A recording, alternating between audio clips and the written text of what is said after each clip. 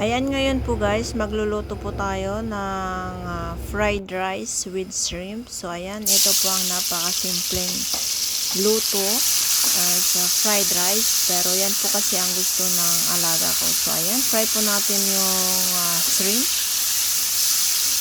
Ayan.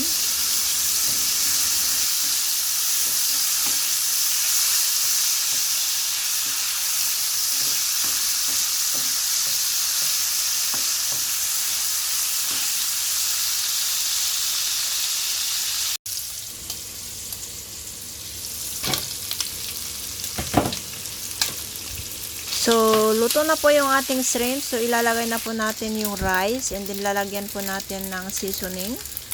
Ayan.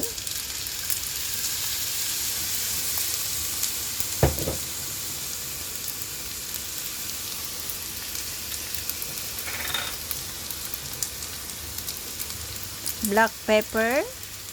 Ayan, black pepper po.